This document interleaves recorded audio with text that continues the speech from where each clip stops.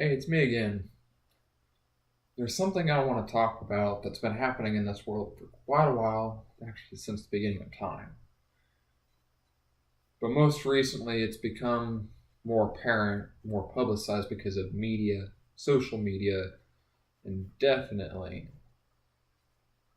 TV and internet has been a main cause of this. There was a show done by Selena Gomez called 13 Reasons Why. Now, a lot of you, there's a big discussion on this is why should we talk about it that way? Why should it have been brought about that way? Suicide is never an easy talk for anybody. And that is why 13 Reasons Why is such a hot topic. Why show someone commit suicide? Why show someone get raped? Why show someone get bullied in school? Why show cyberbullying? For people that are out of school, for people that are out of college, for people that are in the workforce and have kids of their own. These are the topics, these are the people that say, well, I lived through bullying in high school. I lived through junior high school bullying, and I never once thought about suicide. I never once thought about hurting somebody. But we're a different generation. There are generational gaps. Because a lot of kids that are born in today's world, especially the 90s babies, had difference in parents' ages. I mean, we have some people, even celebrities, that have kids that are 10 years old and they're 55, maybe even 60 years old of some of these people. That's a pretty big differential in age to raise somebody. And I should know that my dad, he was raised in a differential age. My grandpa, on his side, unfortunately passed away on April 29th. But he was in his mid-30s when he had my dad. And my dad can't move past the past. He lives, and he says the best music is like White Snake. He doesn't like AC/DC. He doesn't like Metallica even. He doesn't like all the new movies. He says, some of these should not have been remade. A lot of the remakes aren't better than the originals. He's one that lives in the past and says, hey, I have old ideals. Suicide is never an option. Suicide was never thought about back then. Or was it? Actually, it was, but the people that ever talked about it usually ended up in a thing called an insane asylum. Or got deemed crazy enough that they would never get married. In today's society, everybody thinks if something's wrong with their kid, because they're acting out in anger, because they're acting out at school, because that's what they hear from everybody else. I mean, they get called by the principal saying, hey, you need to come pick up your kid. He punched a person. But principals and teachers, who's really to blame for that kid's life being taken by himself or herself? Is it that person that did the bullying? Is it that kid's fault? That he developed no self-esteem and thought he was worth nothing because nobody would listen to him every time he went to a teacher because he punched somebody in self-defense? But the teacher only saw him punch that person and not him get hit where there is no bruises, there is nothing that can be seen without showing a revealing part her body or his body? What if it such happens that if the bullying continued and kept continuing for so long, that this kid was put on so many medications that he literally just became numb? She became numb to everyday life. And when that occurs, when numbness occurs, do what?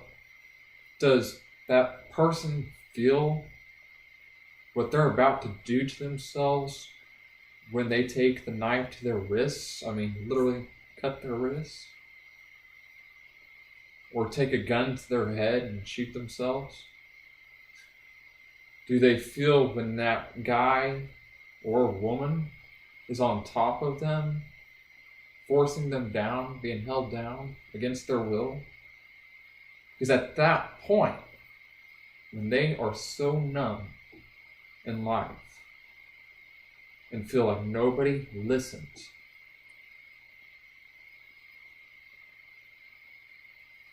where does that lie for the fault of that person's life?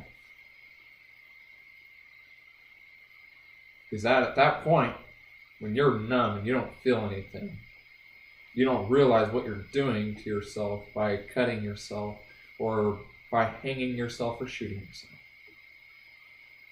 Because you're so doped up on medication, you don't know anything. All you know is you want this to end. Because you can see life passing you by every day. Everybody that talks, I've been there. You know, suicide actually was an option for me. I was trying to do a wake-up call to my parents and my family of all the pain that I was suffering. On May 23rd, I decided to take 180 pills to end my life. And what I didn't realize at that point, because I was so numb, is I was actually going to live.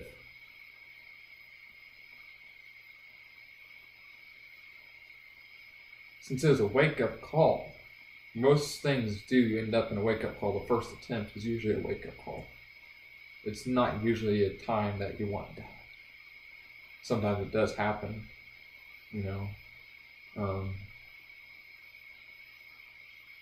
But something the doctor said is, why did you take that combination of medication? Why did you take that combination of pills? And I didn't know at the time that he's asking me this, but I did know that each level of the medication that I took was actually counterintuitive against each other. They were going to fight each other to see who wins to kill me. Because isn't that the way the world works? One side wants to kill the other, right? One side wants to hurt or damage the other. That's the way it is in bullying. Except the one that's being bullied, he's reacting to the bullier who hurts them, who hurts him or her, you know? You have people that purposely do this to scar that person.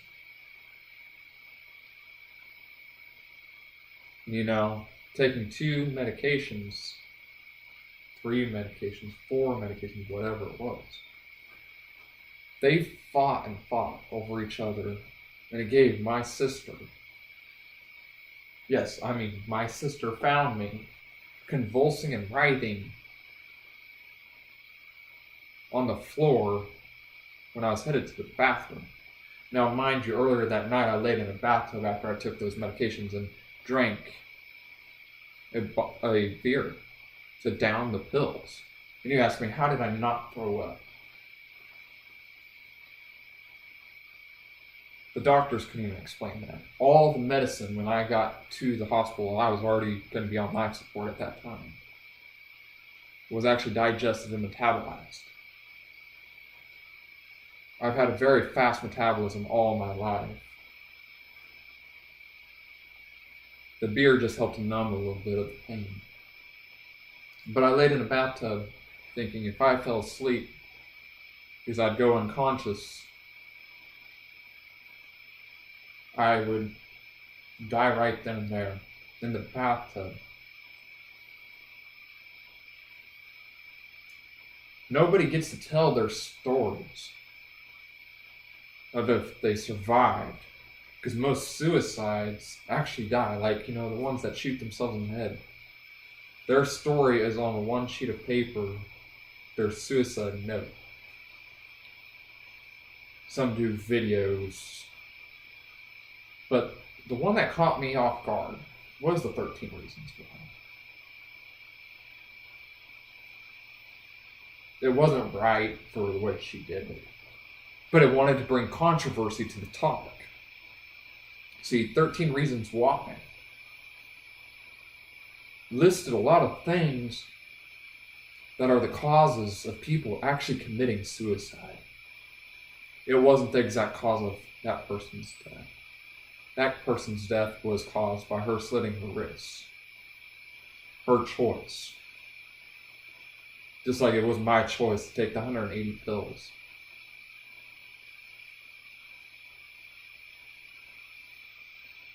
But in the time of need, teachers are taught to try to see bullying. But what ends up happening is they don't see the bullied person. They see the one that actually got bullied being the bullier. It happened with me in school. Every time I was punched out of line,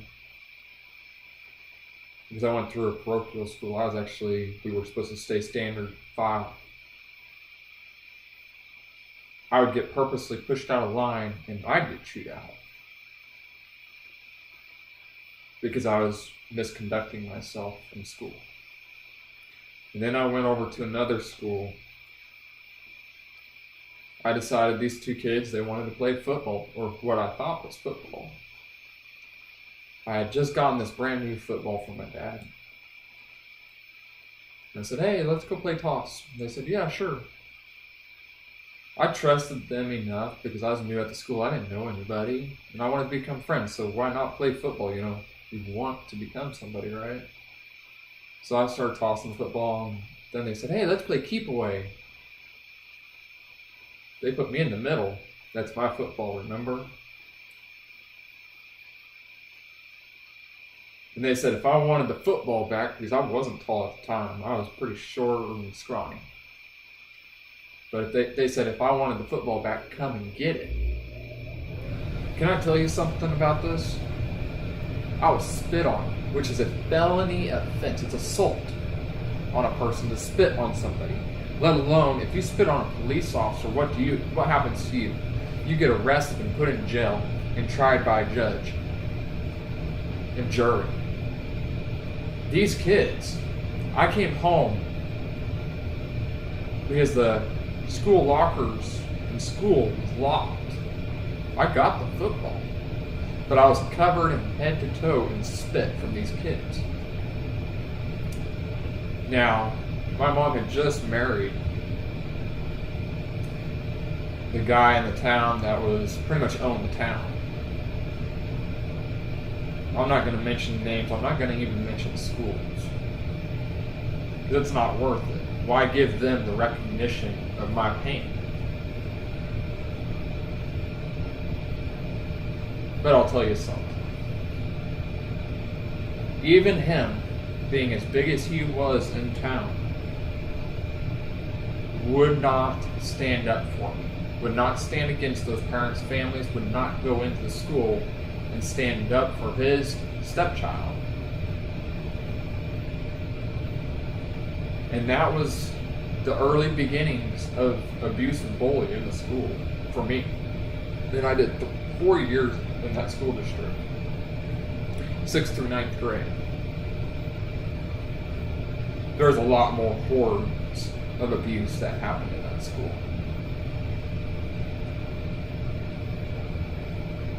But every time I'd lash out at these kids, because I was tired of their antics and tired of them hurting me. I was in school suspension, out of school suspension. I was kicked out of classes. You know, why is it teachers don't see the one being bullied? If you're in a small school district, one that has maybe 20, 30 kids per class, and when I mean class, I mean actual class, like class of 2016, class of 2017. You're in a pretty small town. You have family names that need recognition. You know, if you had the last name of Lynch, like Marshawn Lynch, and he lived in your town, or you had, let's see, somebody else that's real famous, LeBron James. Let's say you had LeBron James and his family living in town, and you had Marshawn Lynch and his family living in town. And then let's say you had Stephen Curry's family living in town. Now, some of these are rivals, right? I mean, you have Steph Curry and you have LeBron James. And then you add into the mix of somebody that just doesn't belong, right? They came out of nowhere. The town is run really good. And this kid and his family decide to marry a really good friend. But the kids of those guys don't like the kids in that family. Is that family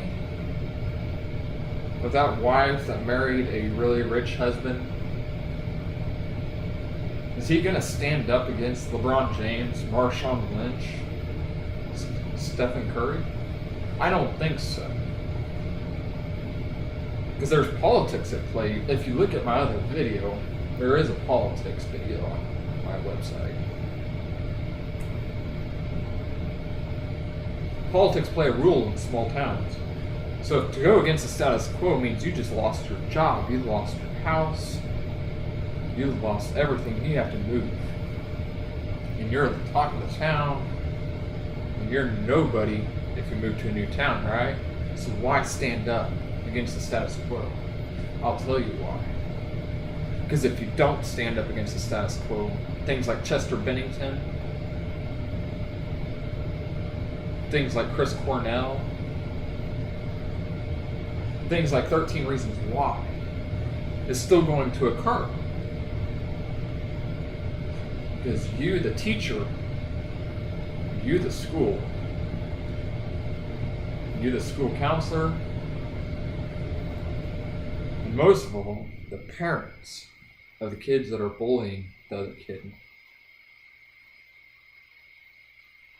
need to know what's happening. Not be blind to it because you're afraid of you're losing your job. Because there's a lot more jobs out in the world. There's so many jobs, in fact.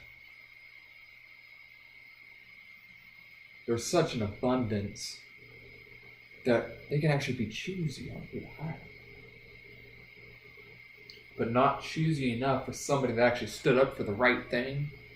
If you go to your other school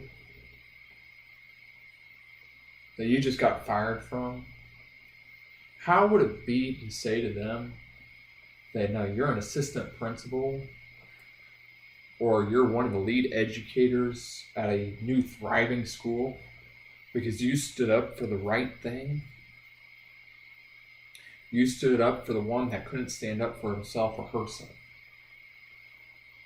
How would that make you feel compared to knowing that, hey, you taught someone like Chester Bennington in school? And yeah, he might have become famous, right? He was a famous singer for Linkin Park. But there comes a time and a place when the people that helped raise somebody like Chester Bennington, helped raise somebody like Demi Lovato, helped raise some of these people,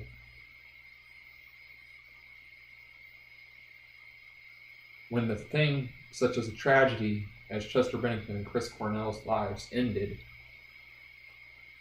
because of them taking themselves, you always ask yourself, because, man, I was a teacher for that kid. Why didn't I see that happen? Ask yourself that question. Were you worried about losing your job, losing your status in the community, losing everything? Because you stood for something that mattered more than you, mattered more than your family? The reason why suicide exists is because nobody stands up for the people that are getting hurt at a young age. Most suicides occur because something happened in their life so tragic, something that can't be resolved by as much therapy as you want to try. Therapists have always told me, we can try and help you all we want. But if you're not willing to accept the help, there's nothing we can do. But here's the thing, when you go through, let's say 12 years of your life being bullied and asking for help all those years, finally somebody says, all you have to do is ask for help. Can I tell you something about a story we all know? It's the boy who cried wolf too many times. That's what it feels like. Because we're like, man, if we ask for help again, are we even going to get heard? Are we going to be listened to?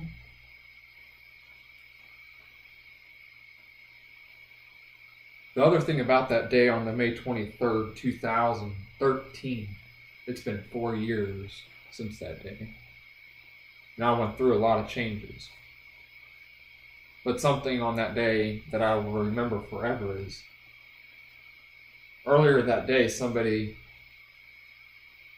once told me, Austin, are you going to be okay for tonight?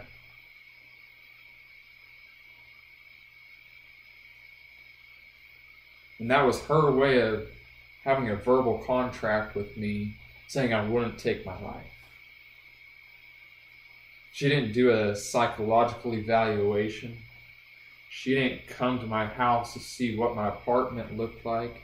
She didn't come to my house to even speak with me. She talked to me over the phone and saying, are you going to be okay for tonight? Come in tomorrow and we'll give you your meds. The next day, it didn't happen. It actually wasn't till later that day that my sister came into my apartment and saw me lying on the floor, convulsing, writhing, unconscious, mind you. I'm completely out of it. I don't remember any of this. I had to be told it. When I woke up 7 days later out of a coma. I woke up 7 days later with a catheter. But during the 7 days, they'd try to force me awake, force me out of a coma. But they had to induce my coma during those times after they tried to force me awake. Because I was violent. I was pissed off that I had a tube down my throat, a tube up something you don't want up. And I was pissed that I had my choice taken away from me.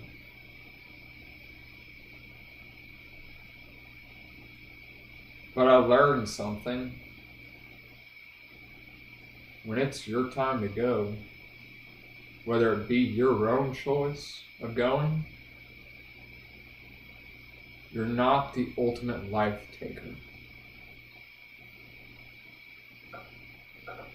You would have thought 180 pills that were pretty heavy pills, mind you, and alcohol, which is a depressant, should have killed me.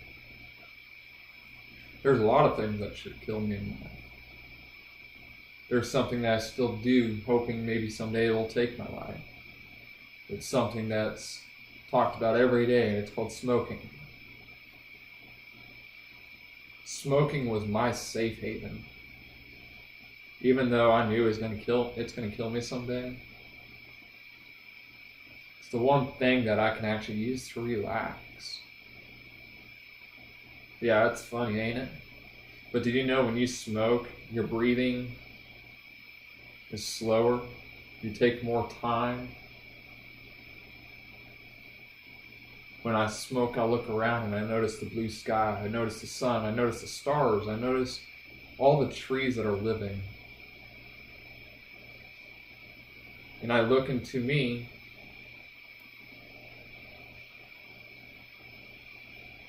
and I see somebody that has died,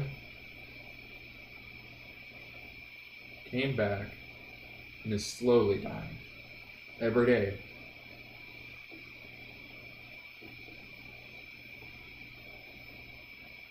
Suicide should never be an option.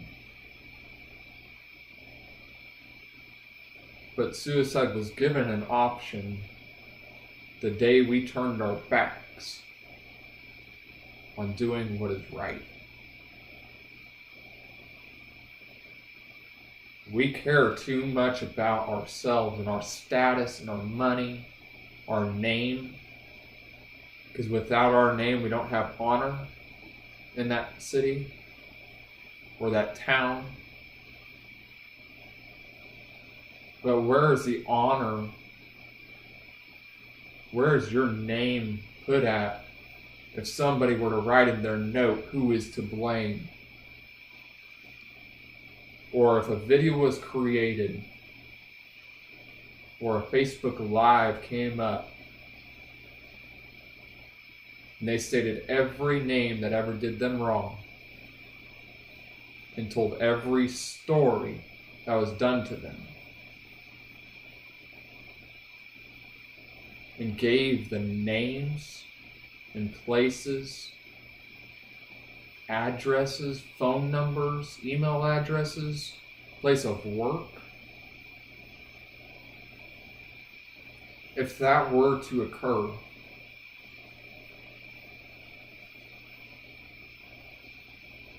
isn't that newsworthy? Just like 13 Reasons Why has got a lot of news creditworthiness.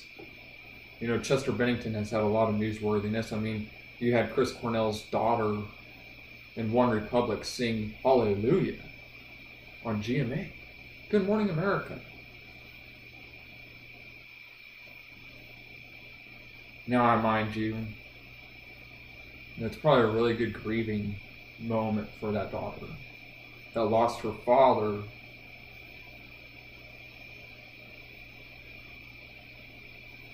But she shouldn't blame him, nor should Chester's wife and kids blame him. Suicide isn't as selfish as you might think. The selfishness is having something taken away from you at such a young age that you should have been able to keep for life until you decided to get rid of it. It's selfish to take somebody else's confidence away. It's selfish to take somebody else's self-esteem away. Because some of those that get hurt so bad by it, such as Chester Bennington, Chris Cornell, and they take their lives. What would you give to sit and talk with them 1 hour before they decided to take their lives and ask them the most important questions? Why do you hurt so much? Is there anything we can do that'll change your mind? Is there anything I can do to help you stop hurting less? You know, all his albums of Linkin Park's were talk about suicide and the feelings of depression and the steps of how he progressed. One of his main songs that's the most famous, most people should know, and most people have heard, but might not recognize it, is In the End. In the end, does it really matter? Or Numb. That's another really good song. Or another one that I just recently heard somebody do a really great rendition and cover of. And I also question sometimes, because I felt so much emotion in that cover of that song, what mental state she is in.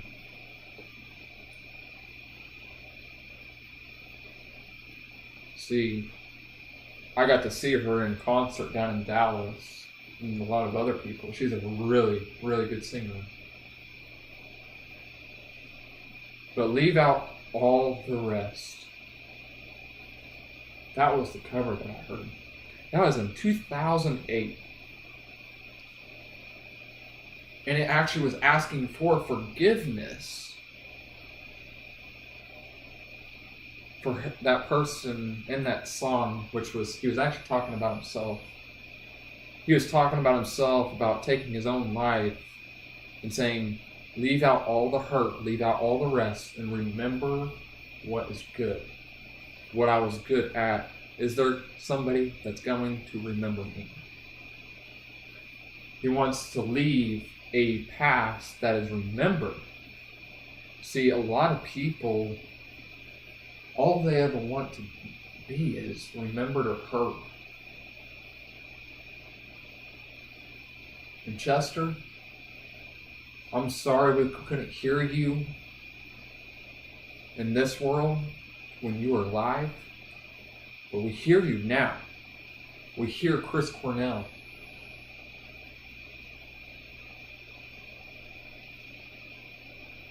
And I don't blame you for doing what you did. Hanging yourself is really actually a difficult task.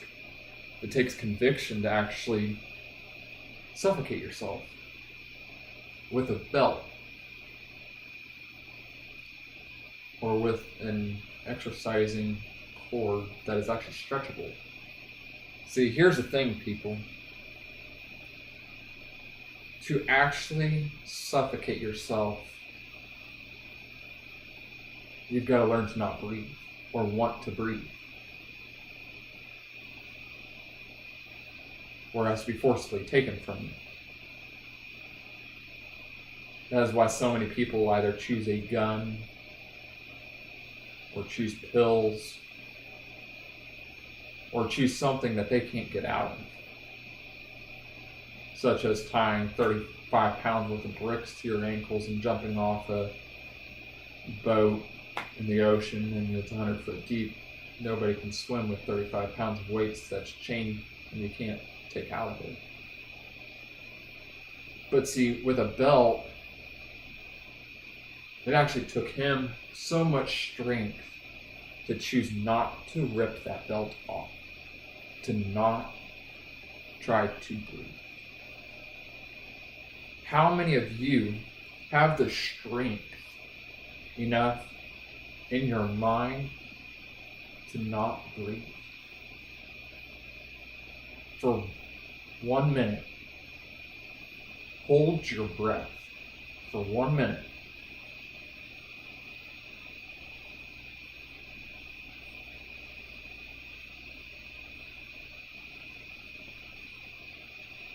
Can you do it? Can you hold your breath for eternity? Because that's what we've been doing. And that's the thing he was trying to show by hanging himself. There's a philosophy and there's an actual ideology behind someone hanging themselves. For someone who can't breathe, they can't speak. It takes air to speak. You have to be able to move air through your windpipe. He was showing no one spoke up in his life to try to save him. The ideology behind hanging yourself is actually very, very cruel and painful to the person that's doing it to themselves. It takes a lot of strength of the mind, a lot of strength to not choose to breathe. There's many times people will go underwater thinking they can actually drown themselves by holding their breath so long that they forget to come up. Problem is, our minds are taught to fight. We're taught to fight to breathe. Because if you're in a fight and somebody gets you around your neck, right? Somebody has you around your neck. You're trying to writhe away. You're trying to fight away. You're going to scream. You're going to try to scream. You're going to try to scratch. You're going to do anything in your power to keep breathing. So hanging yourself is actually the most difficult death you can ever endure. Robin Williams did the same thing. Chris Cornell, same thing. Chester Bennington. And what hurts the most is Chester Bennington has gotten all the attention. Chris Cornell maybe got 3 or 4 days worth. But Chester Bennington, on the other hand, has been getting about a month and a half's worth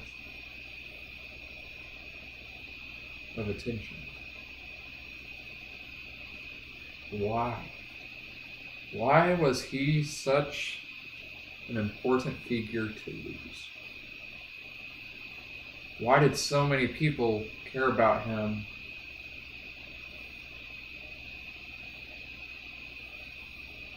Did they really care about him, or are they trying to make money off something that somebody did?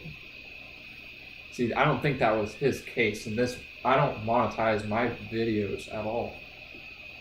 I choose not to, because I don't want to make money off something that I could easily do. Heck, if I really wanted to, I could charge a fee at a speaking seminar. But I won't. I'm giving you guys free advice, because the next time you see something in school, whether you're the next kid over seeing a bullied person, or maybe you are the bullied, or maybe think about this, because when you go down in life, you might be the greatest athlete of all time, but how many people did you have to trample on to become the greatest football athlete of all time? How many people did you have to trample on to get to the presidency? How many people did you have to trample on to get to the CEO of a company? What is the cost of success over the cost of happiness and overall life happiness? If it's worth having your hands bloodied by somebody that you bullied in your past, end up taking their life later down the road, or maybe you're the bullier and 2 years from now, when you're a senior, and 2 weeks before your graduation, that person you've been bullying for the past 4 years ends up dead by slitting her wrists, hanging himself, shooting himself, or taking her pills. 2 weeks before your graduation, you guys do what? You blame yourselves? Or do you laugh at it and be like, why did you do it? Or why did he do it? It's so stupid. It's so selfish. No, what's selfish is that person's graduation day wasn't going to be a happy occasion. No matter if she got to leave or he got to leave from that town. Because his heart and his soul and his mind has been damaged and hurt for all those years. of living. I dreaded every day going back to school. I dreaded the day that school started back up.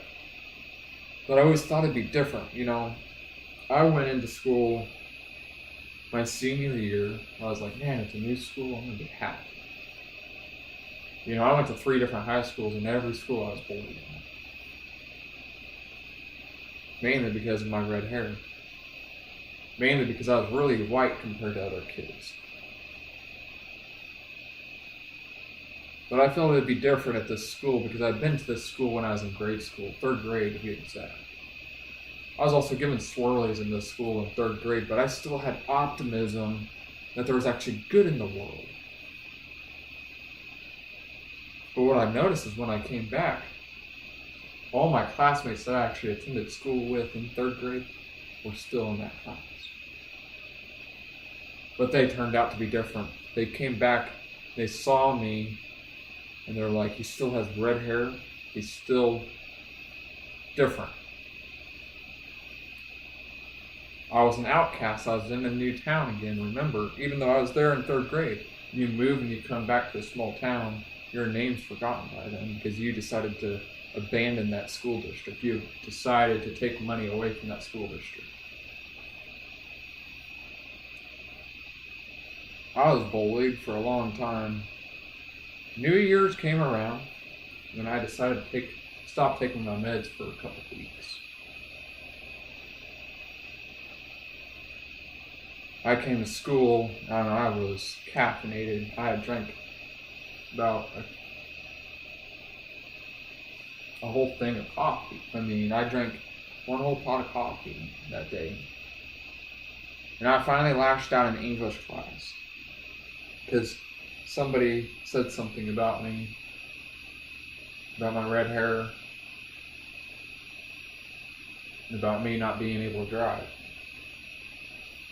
I slammed my hand down on the desk so hard that the teacher thought I broke the desk. I stood up and I said, "You want to come fight? Let's fight. Let's take it out in the halls." Now, mind you, this kid was the biggest kid in school. He was 6'6", I'm 6'2". He was 200 and some odd pounds. Here I am, I'm 160 at most. And I'm willing to fight this 6'6" kid. I didn't care if I got hurt. And I said, I'll take you on your 2 of your best friends that have bullied me throughout this year. I don't give a crap anymore about you guys. I'm tired of being bullied. But you know what happened? I get sent to the principal's office. The teacher didn't care that I stood up against these kids. I still got sent to the principal's office. They sat in class and learned. Even my senior year, when I decided to stand up for myself in front of all my classmates in that class, and willing to take on 3 kids, I was still the one sent to the principal's office. And the principal laughed at me and said, "What were you thinking trying to take on 3 kids?" And I told him everything that happened. He said, "That doesn't happen here. Just go back to class and sit still and learn." He denied every little thing that happened in that school, like every principal has in my past. So don't go around telling me how to stop bullying.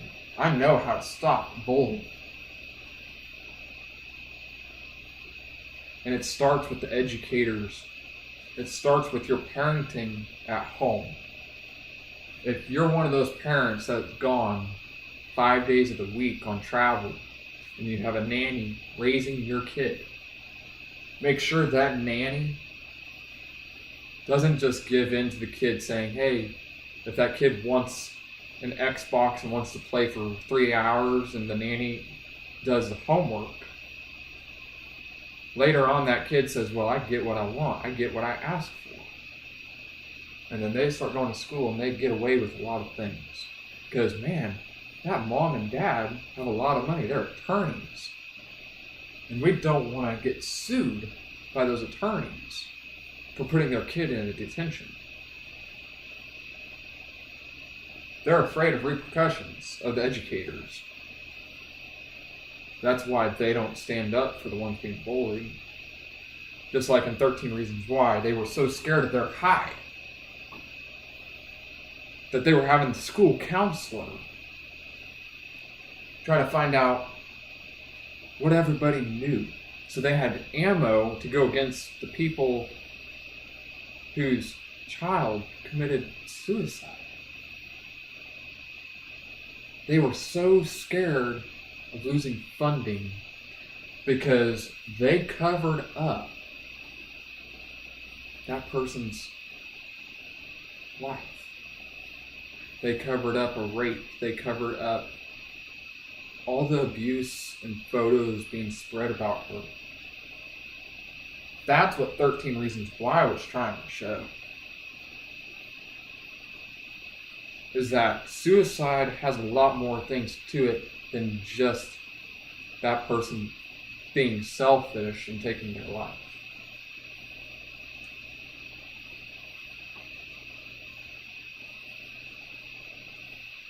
Suicide is ugly. It hurts the people around us. I know that. You know, I've had to regain my trust in my family, and I still haven't. My mom, my dad, my grandpa, my grandma, my uncle, and my aunt, my sister, my brother. My grandpa and my grandma are the old school people. They think it's selfish. They think it's the most selfish thing a person can do by taking their life. My dad the same way. My mom, I don't really know. Because I don't sit down and talk with her about that. It's a really sore subject in the family to talk about suicide.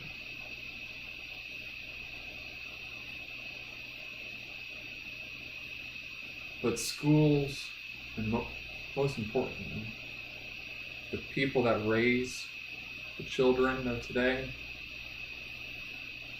the reason why there's such a lack of respect is there's no discipline. The kids aren't being taught right from wrong. And that's why suicide occurs, is because there is no right or wrong being taught. It's, you know, we all know suicide is really horrible. But at the point when you're being bullied so much and so bad, it sticks with you for life. There is no getting rid of that image. There's no image of being held down and cut. There's no image to be erased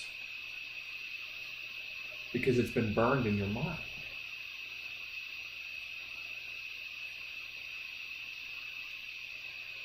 Suicide is a lasting image in somebody's mind when they find that person.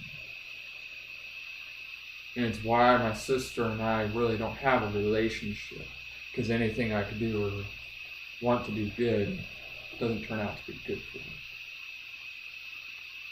Because she's the one that found me basically dying right there in front of her.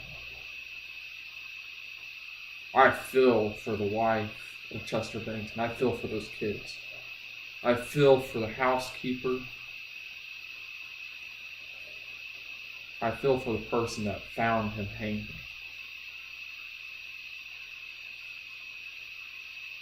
I don't feel for the people that are actually to blame.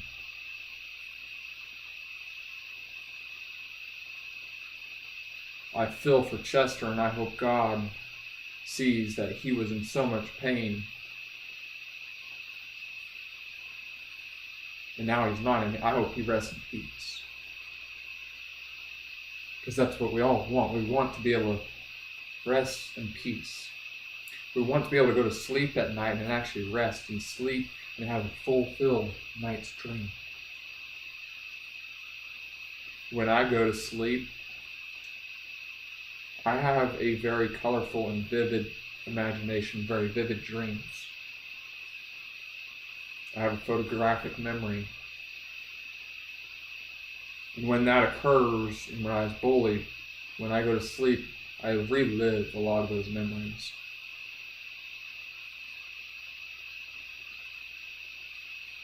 How do you wipe out a photographic memory? How do you wipe away somebody's memories so much so that they still have themselves, their identity, but they don't have the pain in the heart? Let me tell you something, you can't. No matter what the therapist says about saying, hey, you can let go of that memory. Just let it go. You'll be fine. We've talked about it. We can work on dealing with it. Let me tell you something, therapist. The moment you say just let it go, my brain shuts off from listening to you. Because that other person said it in their life. When I was being bullied at school, a teacher said, just let it go, Austin. Just let it go. You know, high school's only 4 years. Junior high's only 2 years. Grade school's only 5 years. Or 6 years, you know. Here's the problem. If I was told that during those times, and I hear it, and I go to the therapist's office, and somebody, the moment they say it, I'm like, how do I let go of something that's gripped me from the time of time? I would love to see that therapist go back to school in my body in 8th grade, to the time that the teacher said, just let it go, Austin, after being covered in a shower of saliva. I literally came home looking like I had taken a shower. My mom thought I had taken a shower and not dried. And I was still covered in clothes. My football was even covered. My brand new football from my dad that I just got.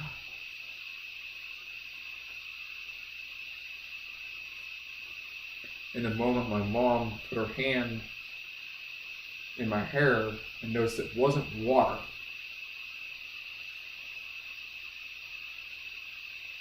she said, Austin, I'll take care of this. That was in 8th grade, mind you. And I was still bullied next year. I was still bullied that year, even worse. But my mom couldn't get her husband to go down there and talk some sense into these school people. My mom was willing to try, but all she did was actually cause more hurt in my life, because I came home and I was bullied too by him.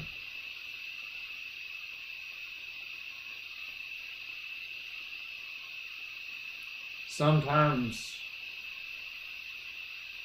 there is no helping somebody, no matter if you're trying to or not. But always try. That's what my mom always did. She always tried to help me, even though it did hurt me in the end. But at least in this world, we have the chance to try to fix our mishaps. So it's stuff like Chester Bennington and Chris Cornell, Robin Williams. That kind of stuff shouldn't occur. If someone will actually listen to a kid. That's our problem. We don't listen to our kids. Because we think, hey, they don't know any better. They're young. They're minded. Or that's too far-fetched of a story to be actual. Such as being covered in a saliva shower. Thing is, my family knows about it. And my mom witnessed it. Of me coming home covered in saliva. See, these are the stories that really do happen to people. There's stuff that your kids will not tell you because it's too embarrassing, too hurtful. And then when you're 60 years old and they're in their 30s and 40s, and you then find yourself burying your kid because they committed suicide, because of something you didn't want to believe in that was happening, something you didn't stand up for. And then the parents of the so-called friends that were actually bullies are at your doorstep giving you food because they feel guilty. They feel guilty because they didn't stand up against their own kids. And they laughed at that time when their kids came home and said, "Yeah, we taught him a lesson." Or "We taught her a lesson." And they laughed. And now they're like, "Oh my gosh, we shouldn't have laughed. We should have taken action." But that's what societal norms are wrong. We're ingenuine. We don't believe our own kids. Whereas in the medieval times, some of the best times that kings were saved or families were saved is when they listened to the kids, because they came in from playing in the woods and saying, "Hey, there's somebody that shouldn't be out in the woods." There's a lot of men with swords. And at that time, in the medieval times, those were believable stories, even from a kid. But if a kid comes to you nowadays and were to say something along the lines of, "Man, I was punched and hit for looking at the wrong girl in school,"